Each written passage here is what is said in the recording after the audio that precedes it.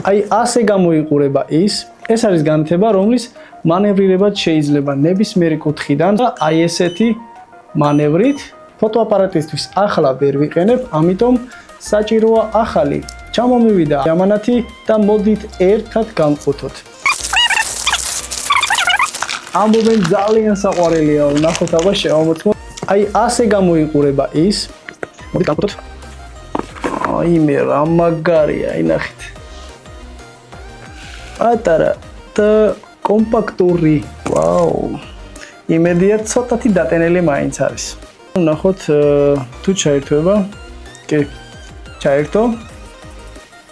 აი მე სენსორზეა და რა მაგარია. და მისი სახელია Godoxis X3. დავაყენე და ის ჩემს ფლობელობაშია.